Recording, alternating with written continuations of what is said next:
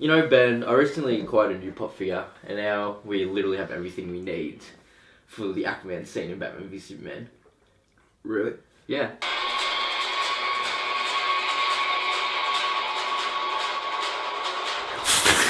That's it. That's all it is.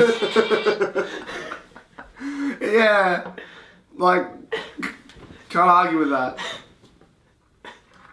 That just fucking pisses me off. That's the music that's playing as well, by the way. Yeah. Because Wonder Woman's watching it. Yeah. I thought you'd appreciate that. I hate that entire cameo. You man, get shit on Jason Momoa. Hello everybody and welcome to Working Title Productions. I'm Ben and he's Ed and we're bringing you another episode of Movie Talk here today. I've only been up for about 20 minutes, but it's fine, we're going to do this. I've got my coffee, Ed's got his water. We have drinks, everyone. Look at that. Yay. We'll do what we want to do. And today what we're going to talk about is... Sorry. It was good. No, it was good. I like it. What we're going to talk about today is an issue that I didn't really buy into a lot. It's been going around for a while, and I feel like everybody who's anybody has already talked about it. But I just never bought into it for a long time, and it's the idea of superhero or comic book movie fatigue. I never bought into it back in the early days. Like, people have been saying it for years. People were saying it when the first X-Men movie came out. They said it when the Hulk came out. They said it when Iron Man came out. And then Dark Knight came out. And somehow there were still people saying it then. Then the Avengers came out and people were like, this is the beginning of the end. They were correct. Maybe, yeah. I never bought into it until very, very recently. So, if you've been following the channel, you would know that last week we did our X-Men Apocalypse review. And Ed and I could not understand why the movie was getting such negative reception. For us, it wasn't a game changer. It was by no means perfect. But it was a perfectly satisfactory movie. And it did its job well. So for it to then get the sort of critical and fan panning that it's kind of been getting, it's got us confused. And the only reason I can think of as to why this is happening is superhero fatigue. And it's not something that I want to admit, because we love our comic books and our comic book movies. They're the topics of most of our episodes on the show. But I can't really think of any other reason as to why this was happening to X-Men Apocalypse. I just also think that X-Men Apocalypse was just very safe. It didn't really take any risk. It was just like, we kind of know what makes a good X-Men movie now, and so we're kind of just going to do that, basically. But and considering you had movies coming out early in the year, like Deadpool, very risky movie. Safe in a lot of ways, but risky in other ways. I think it was risky in the most important of ways. Yeah, and then Batman v Superman, which took a lot of risks, and none of them really panned out. No. And then Civil War, incredibly risky movie. Budget-wise, yes. I mean, even storyline-wise, this had the concept of ridiculous heroes fighting each other is risky to their cinematic universe going forward. True, I guess. And in my eyes, that was always an idea that was going to work, though. Yeah, sure, but to us, to mass audiences and but who doesn't love a good conflict? But as opposed to so Teenage Mutant Ninja Turtles 2 is coming out real soon, and I've seen the review for that in the paper, and that got 2 out of 5 in our local paper. Well, that wasn't too bad, actually. Who knows? We're talking about Teenage Mutant Ninja Turtles 2. Yes. Which I've heard is good if you're a Turtles fan. Yeah, so Teenage Mutant Ninja Turtles 2. I mean, nothing about it from the trailers really excited me, but Stephen Mel's Casey Jones. Oh yeah, perhaps. But for me, the idea of... And Sheamus as Rocksteady. Okay. He's a wrestler. Yeah, I know. Fair enough. That would appeal to you. Not a wrestler I like. Yeah. At all. See, for me... But, I just think it's funny. Yeah, see, for me, it wasn't the Turtles on their own. They turned me off. I'm like, that could be really cool. And I just see producer Michael Bay, and I was just like, nope. And, like, I haven't seen 13 Hours yet, so I still need to reserve judgment from that. But, like, it just looked like it was on the same vein as Transformers. And while I didn't want to believe in superhero fatigue, I could believe in Michael Bay fatigue. Because I experienced Michael Bay fatigue. And if I can experience Michael Bay fatigue, it seems a very real prospect now that people could be experiencing superhero fatigue. And, like, it's sad for us, but the problem is that we're right at the core of the problem, I suppose. Yeah. I think the studios are the problem because they're seeing there's people making money off them and saying we can do that as well. Yeah. So that's where it comes from, not so much us. Yeah. The thing is, though, is that, like, everyone watches these movies. They have to. The box office numbers are just so big. And then, like, it's hard to find people that don't like superhero movies. Like, I was thinking maybe I should get someone else on who doesn't like superhero movies for, like, an opposite voice so that it's not our one-sided argument. And unfortunately, the only people I know who don't like superhero movies live way too far away. Like, way too far away. We're talking like Kayama. Alright. Yeah. Cool. Yeah, like, I suppose it might be a thing for general audiences, but, like, like, I don't know, like, it's really hard to say, because I think if you definitely get, like, the comic book movie scene these days really says that if you're going to go out and just make a standard action superhero blockbuster, like the Avengers or, like, X-Men Apocalypse, you're going to get, like, I don't think it's going to do very well. I think that's the message that I'm taking away from today's market, really. Like, I think Marvel's doing a really good job of that because their films are, like, really varied. Yeah, like, their films are like almost different genres. Like, no one was expecting what we got with Winter Soldier. Or with Ant-Man. Or Guardians of the Galaxy. Like, the way... And then Civil War is still fairly different from Winter Soldier as well. Yeah, exactly. Like, the way they changed up the genres to make the genre of superhero movies fresh. They incorporate other genres into this one. Like, Winter Soldier isn't a superhero movie. That's a political thriller. Yeah, what else? Awesome. So I think... Guardians of the Galaxy is a space opera. Yeah, exactly. Ant-Man's a heist film. Yeah, exactly. Yeah. And so, like, when those sort of movies do that, like, I think that's very clever. And, like, Kingsman is, like, a spy movie. Kick-Ass is a crime movie. I always forget that Kingsman was a comic book. Yeah, Mark Miller. Yeah. It's pretty awesome. I feel like Mark Miller just has, like, way too many movie adaptations. Like, it's a good thing, but, like, he's probably just, like, raking in the dollars from, like, the rights. Kingsman, Kick-Ass, Civil War. Yeah. Yeah, he's done real well. Real well.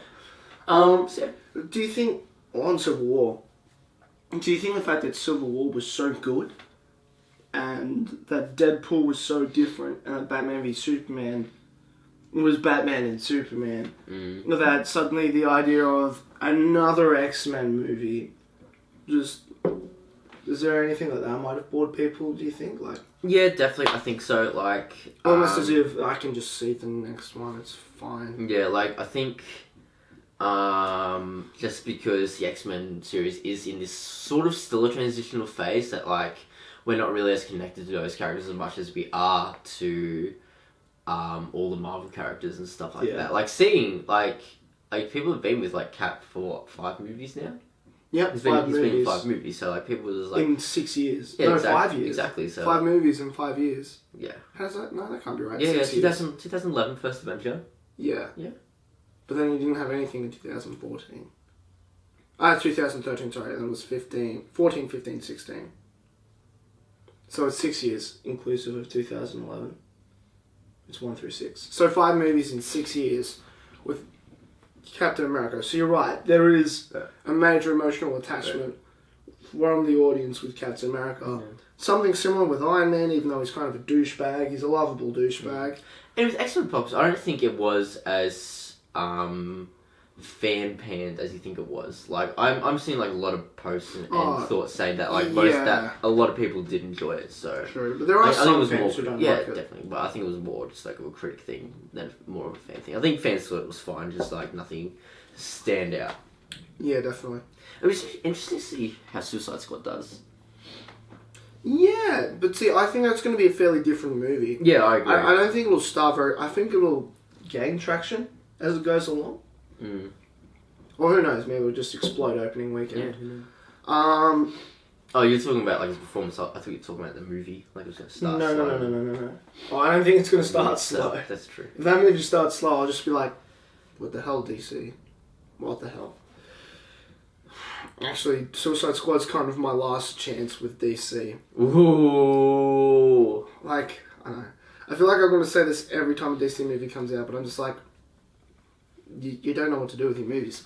But that's besides the point. We'll leave that for another Wonder Woman day. looks pretty good. Maybe.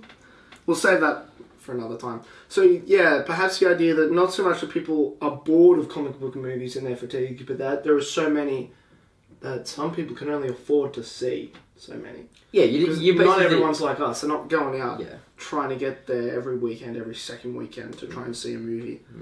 Yeah. Basically, with comic book movies, you just can't just make like a safe comic book movie with like a straightforward script and stuff like that. Like we're in a time where people need to start taking risks basically with how they make these movies. Yeah, and I think that's really what DC needs to learn more than anyone. Yeah, definitely. Really. Like, Batman v Superman was risky in the wrong way. And in so many other ways, it and Man of Steel are too close to The Dark Knight. Yeah, exactly. Like, yeah. The Dark Knight was incredibly different to everything that had come before. And then, since then, it's just been like, well, we'll take elements from that. Yeah, exactly. Iron Man's been sifted out. Thor is almost being sifted out already. Yeah, Doctor Strange movie. Yeah, they're certainly going... They're not complete unknowns, especially not in the comic book industry, but for most people, they haven't heard of them before. Yeah, definitely. Like, I don't think many people had heard of Iron Man before Iron Man came out. Yeah. I'd say not. But you're right, Marvel are kind of headed that way, and they're already experimenting with the very much lesser known street level characters, with Jessica Jones and with Daredevil. Punisher's getting his own show now, isn't he? Yeah. I It's still an interesting... I still don't know how much crossover we're getting between those and the movies, if any. It's an interesting concept. So the idea that indie comic books will then be turned into not huge level movies, but small level movies. Maybe, but then see... Because you've got the success of Kingsman and Kick-Ass. Like, those are both... Yeah, but that can't happen every time. I know, but like a lot of these comic books are considered better than those. Okay. Like, I haven't read any of those. Like, Invincible is considered one of the best like indie runs of this decade, which is pretty cool. Okay. Well... And then the other thing you do, like, for these big characters, is like, just give them just new things to do. Like, where I'm already over Mopey Henry Cavill Superman. Yeah, I think everyone's over Mopey. Like, give us Grant Morrison era All-Star Superman or Max Landis Superman American Aliens style Superman. Give me... Can still be Henry Cavill? Yeah. I mean... Maybe. Please? I don't know. And I know what you want to do, and it's not... No. I'm not doing that. It's fine. No, but like I'm sure he can do that, but like we're just... I feel like it'd be strange for audiences to see someone that have been so dark for such a long time switch back to like, I'm Superman. Oh, how are you doing, Lois? Like, just explaining that spoilers for Batman v Superman. No, he's come back from the dead and he has a new lease on life. It's fine. He's on like happy pills the whole time, just like, I'll go save that cat. Yeah, because like... Good sound effect. Thanks. Yeah, because I don't know, like, Superman's characterization in these movies just bugs me so much. Yep, and if DC keep doing things that way... So does Batman's bugs me as well. I mean, yeah. That's another... We'll talk about that off camera. Badly written as well. Yeah. Like, the way DC's headed, they will be the biggest contributors to superhero fatigue if they don't do something different soon. And Suicide Squad looks like a step in the right direction. Wonder Woman looks good. Wonder Woman does look good. I don't know that it's different, but yeah, it looks good. It looks quality. To me, it just looks like Captain America 1, but with Wonder Woman. Who is a more interesting character. I feel like that's the key. Not so much that like superhero movies will go out of style because like people keep comparing them to the Western. Well, the thing was with the Western that... Which you remember so well. I know. Well, I mean, obviously I wasn't there. But I have this vague general history. So, the thing is that... General history, yes, thank you. So, like, it had never happened before. The Westerns just completely inundated the film industry. They inundated the market, and there were so many of them being made. And eventually, people just got bored because they'd seen it all before. And nothing changed between any of those films. The superhero movies are different in that they incorporate other genres into what they do. And there's so many different and varied stories and characters out there. Yeah, like... No, sorry, I could tell you interrupted your train of thought, but it's fine. Yeah, like I was thinking about last night when you told me what topic we were doing, and like, yeah, we're talking about superhero fatigue. I was like, oh, okay. And I was thinking about, like, what genre... Like, I don't think superhero movie is a genre. No, it's not. Well, it is... It's like it's a classification of movies. Yes. Where you say, oh, this movie's based off a comic book. It's a comic book movie, but that doesn't give you a preconception for what you're going to see necessarily, because you can either be seeing something like Kick-Ass, or you can be seeing something like Batman v Superman.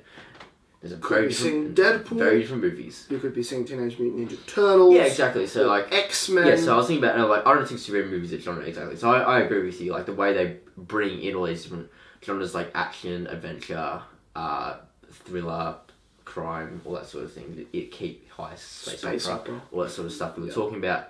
Just really keeps that type of movie and that type of adaptation interesting for me. Yeah. So yeah, that's I think part of it is yes, the superhero genre classification, we will call it now.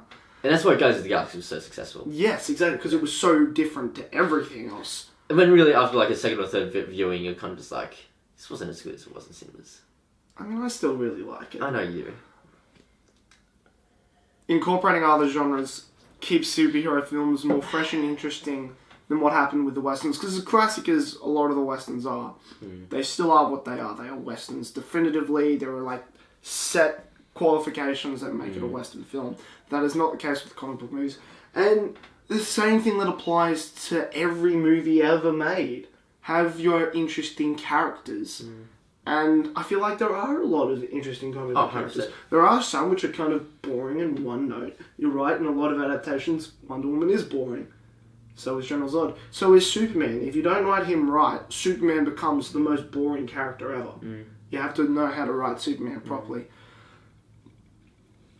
But you can make any character interesting. Like, Marvel proved that you can take Captain America, the biggest, oldest, truest Boy Scout, and they brought him into the modern day, and they made him fresh and interesting, and they showed, well, look, just because you grew up in 40s America with pure patriotism doesn't mean he's just going to blindly fight for the United States. He doesn't do that. He's much more complicated and interesting than that. Iron Man's probably not as well explored. They made Thor work. Like, I know he's not super interesting, but they made him work. Spider-Man is already into his third iteration. The X-Men are just wonderful symbolisms for our own issues in society today. Like race, sexism, fears, gay rights. We talked about that last week. We did talk about that last week. So, the same as for any other film ever made, just have interesting characters. I feel like I've just kind of talked and not let you say much. Like, the other thing I was going to say was like, I would like to give a benefit of the doubt to Superman writers out there, because I was listening to Max Landis talk about him writing American Alien, and there are apparently especially when you write a Superman comic book, there are a lot of restrictions on what DC lets you do with the character. Really? Yeah, like Max Landis was saying that like he wasn't allowed to make Superman look foolish.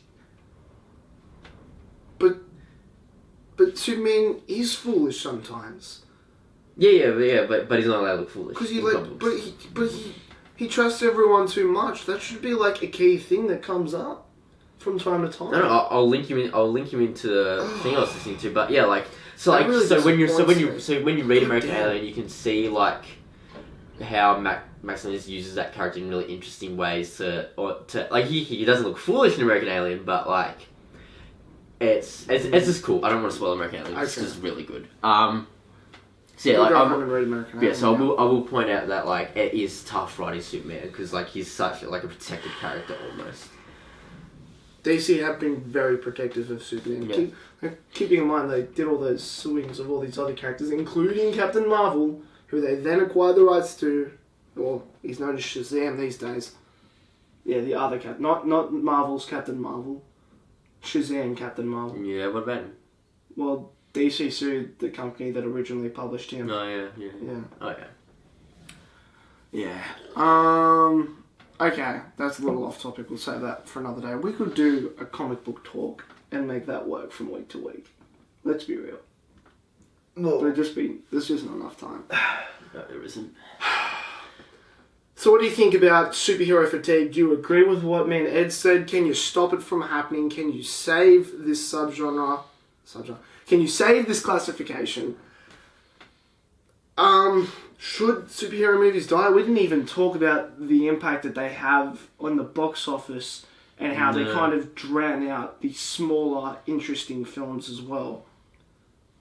But, do you think they're good for the industry? Do you think that they drown out all the other creative minds of the industry? Are you bored? Are you not bored? Get talking, please. I think this is a conversation that needs to be had, because whether or not you like it, the superhero films have a massive impact on the industry as a whole. So it'd be interesting to see what everyone thinks. You can tweet to Ed at, I don't know, do you want to say it yourself or do I say it? You say it. Alright. You can tweet at Ed at Mr. Spaghetti22. The banners down there, they're not actually links. You could make them links. No, not yet. Alright, I'll do it for you. You can tweet to me at Bench. You can tweet to me at BenchWaters01. Thank you, Ed. Right. You're probably already watching this on YouTube. If you are, just hit the subscribe button below. We would greatly appreciate that. If you're watching this on Facebook, you can follow the links to our YouTube page, or you can type us in the YouTube search bar, Working Title Productions. We're the first site that comes up. We don't have our own custom URL yet. Hit that subscribe button. Like, share, and subscribe. Tell everybody about it. Tell your friends. Tell your pets. Tell your cousins. Tell everyone, please. We would greatly appreciate it. That would be nice. Alternatively, you could just keep watching or not watching. If you like what you've seen here, we've got plenty more videos backed up already, and there'll be one every Monday morning. Ed and Ollie also do Game Talk Players. We also have a plethora of other shows that come out on the channel as well. So if you like what you've seen here, go to the channel to check that all out. And thank you very much for watching, and we'll see you next time. No. Why? No. Aquaman, what are you doing? Movie sucks. We've got our own end credits scene now. Doesn't suck. It's fine.